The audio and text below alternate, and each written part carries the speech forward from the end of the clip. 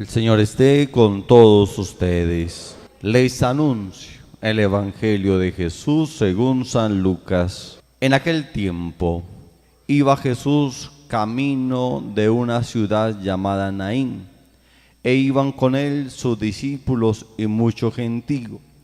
Cuando se acercaba a la entrada de la ciudad, resultó que sacaban a enterrar a un muerto, hijo único de su madre, que era viuda, y un gentío considerable en la ciudad la acompañaba. Al verla el Señor le dio lástima y le dijo: no llores. Se acercó al ataúd, lo tocó, los que lo llevaban se pararon y dijo: muchacho, a ti te lo digo, levántate. El muerto se incorporó y empezó a hablar, y Jesús se lo entregó a su madre. Todos sobrecogidos daban gloria a Dios diciendo: un gran profeta ha surgido entre nosotros. Dios ha visitado a su pueblo. La noticia del hecho se divulgó por toda la comarca y por Judea entera. Hermanos y hermanas, es palabra del Señor. Estamos en el domingo de la 10ª semana del tiempo ordinario. Vemos pues en pantalla el tema para este domingo. Dios es un Dios de vivos y no de muertos. Vamos a entender frente a esas dos resurrecciones, tanto la primera lectura del libro de Reyes como el Evangelio de San Juan. Vemos una resurrección. Recordemos que en la antigüedad muchas religiones y muchos grupos querían como enseñarle a la gente, exhortar acerca de enfermedades, que la muerte es un signo del pecado, que las enfermedades graves eran castigo de Dios. Entonces todo lo que había extraño en el cuerpo lo consideraban como una maldición de Dios, un Dios de muertos o de enfermedades o de maldiciones. No, Jesús viene y quita esas exhortaciones, quita esa mala información y va a mirar un aspecto diferente, a mostrar a un Dios que es el Dios de vivos y no un Dios de muertos. Lo mismo que alguna vez cuando las mujeres vieron el sepulcro vacío, preguntan a un ángel, a un señor que estaba de blanco: ¿dónde lo han metido? ¿Qué hicieron con el cadáver de Jesús? ¿Dónde lo han puesto? La respuesta del ángel era: ¿a quién buscan? ¿A quién buscan? ¿Por qué buscan entre los muertos el que está vivo? Entonces es un Dios de vivos, no es un Dios de muertos. Lo vamos a comprender dentro del texto del Evangelio de San Lucas en el capítulo 7. Dice que Jesús iba caminando hacia una aldea llamada Naín. Una aldea, no un pueblo. Una aldea es muy diferente a un pueblo. Hoy se conocen las aldeas como los corregimientos, pequeños pueblitos, un caserío de casas y poquita gente. Pero esa poquita gente que estaba en Naín o en esas aldeas se conocían todos y se apoyaban todos. Jesús iba camino a esa aldea. Era una aldea muy desprotegida, era una aldea que estaba en las periferias de las ciudades, muy pobre, muy excluida. Pero lo que hace Jesús es caminar allí donde está la pobreza, allí donde están más abandonados. Pero él no iba solo, dice la palabra, iba acompañado con sus discípulos y mucho gentío, significando que le iba enseñando a la iglesia que camina con un evangelio vivo, con un Jesús vivo. Iban hacia las periferias, iban hacia los pobres, iban hacia los desamparados. Jesús quiere que la iglesia también sienta el dolor de aquellos que están desprotegidos. Naín puede ser una ciudad muy desprotegida, muy abandonada, pero Jesús iba hasta allí. Se conocían todos, Jesús iba con todos, se acerca a la ciudad, entra a la ciudad y resulta, dice la palabra, que estaban enterrando a un muchacho, hijo de una mujer viuda, y un gentío considerable la acompañaba. Eran muy, dentro de su pobreza, eran muy unidos. Manejaban la comunidad, común unidad. Manejaban la comunión del dolor, de la soledad. Esa gente acompañaba a la viuda. Decía la historia antigua que cuando la mujer tenía un solo hijo y el hijo se le moría, la mujer quedaba totalmente desamparada y le quitaban sus poquitas cosas que tenían. Era una mujer desconsiderada, pero la gente apoyaba ese dolor, esa soledad. La gente apoyaba a esta mujer que había quedado huérfana, viuda, y había perdido a su único hijo. Además que la gente cerraba las casas, cerraban sus negocios y se iban para acompañar a esta mujer. Eso pasaba en la antigüedad, hoy se ha perdido mucho. Cuando la gente escuchaba campanas para un funeral, la gente iba a la iglesia. Eso sucede mucho en los pueblos. Están tocando las campanas porque ha fallecido alguien y la gente iba al templo y acompañaba a la familia que había perdido al ser querido. Eso es acompañar el dolor. Eso es acompañar una persona que está sufriendo. El acompañamiento debe de ser muy importante en la vida del cristiano. Acompañar al enfermo, acompañar a los que sufren, acompañar a los que están solos, acompañar a nuestros padres, acompañar a nuestros hermanos, acompañar a aquel que de una u otra manera ha decaído en su vida. Qué bueno brindarle la mano a alguien y poder sopesar o soportar su peso y poder recuperarlo.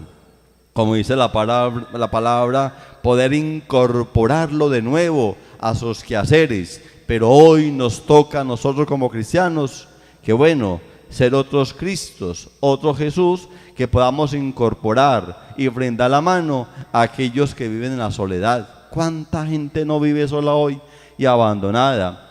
Viven en la tristeza, han sepultado en los ataúdes la soledad, la tristeza, el abandono, la miseria, los problemas, las dificultades, en fin. Hoy tenemos que sepultar eso y quitarnos de ahí, pero con la ayuda de otro, con la ayuda de otro. En este caso, con la ayuda de un buen cristiano, de un buen samaritano, que pueda brindar todos los días la mano y que pueda brindar acompañamiento, fraternidad, ayuda, generosidad, que es lo que hace el Señor. Al verla el Señor le dio lástima y le dijo: no llores. Cómo Jesús se compadece. Jesús se asocia a la tristeza de una mujer que ha perdido lo único que tenía, su hijo. Además que Jesús la abraza, la acoge y le devuelve su tranquilidad. Dígame un abrazo de Jesús. ¿Cómo sería en esa época? Sanación absoluta. Jesús la abraza, Jesús se compadece, Jesús se apiada de ella. No llores. Se acerca al ataúd y tocó al muchacho que estaba muerto. Tocar a una persona, un judío, Jesús es judío, tocar a una persona que estaba fallecida era prohibición por la ley. Usted no podía tocar ningún muerto, porque al tocar un muerto usted se contagiaba de lo que el muerto tenía, de su enfermedad o de lo que el muerto poseía. Según aquellos, quien moría joven era un castigo de Dios, se estaba contagiando del pecado. Jesús toca al muchacho.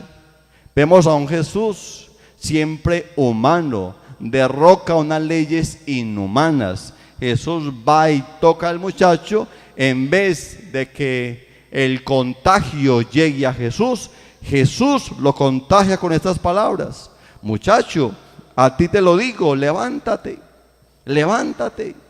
Jesús contagia de su energía, de su espiritualidad, y le devuelve la vida a alguien que estaba muerto.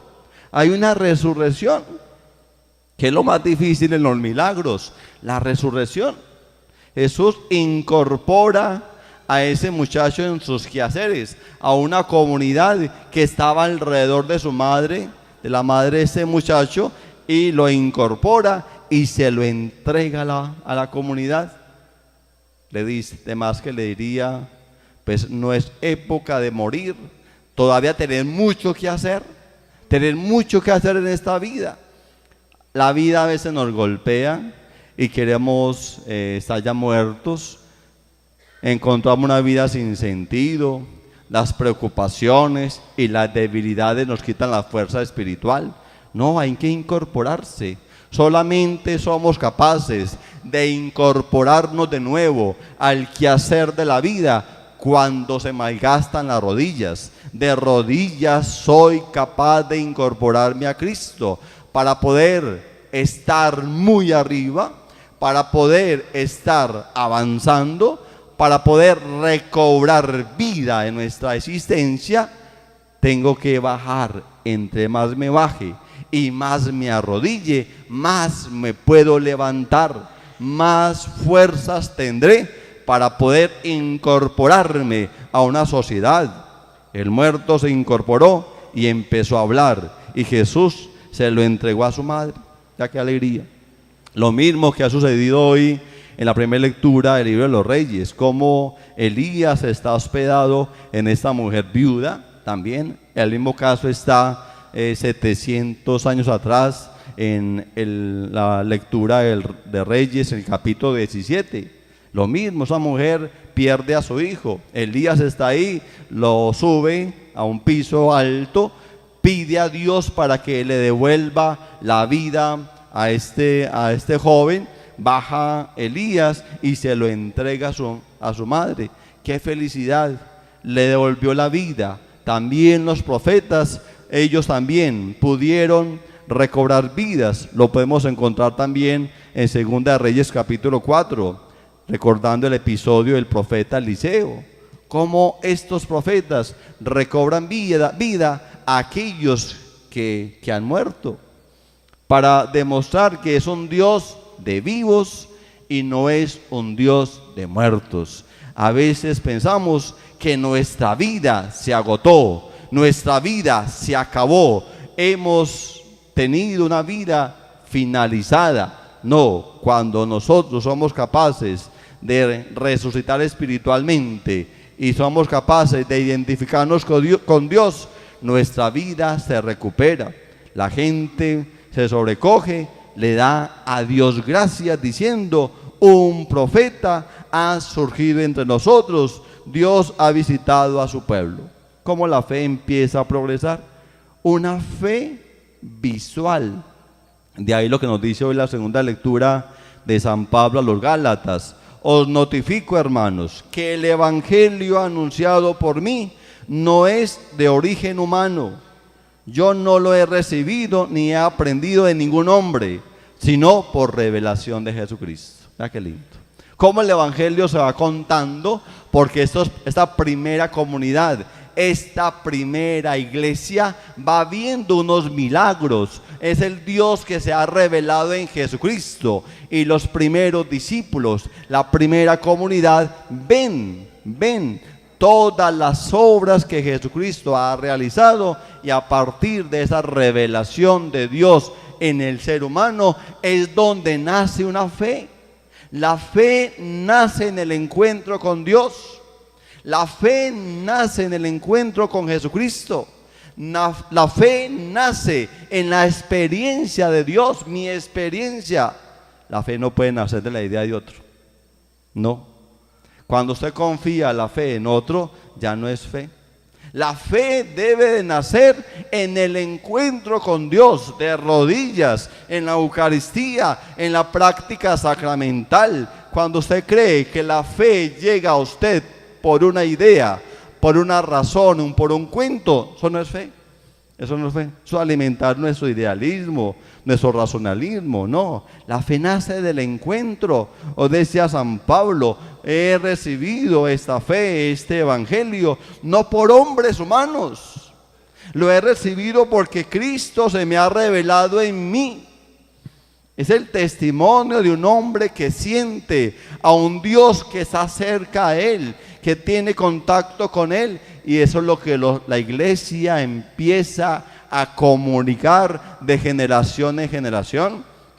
Lo mismo en el Evangelio de San Lucas, un gran profeta ha surgido entre nosotros. Dios ha visitado a su pueblo. Dice, la noticia del hecho se divulgó por toda la comarca y por Judea entera.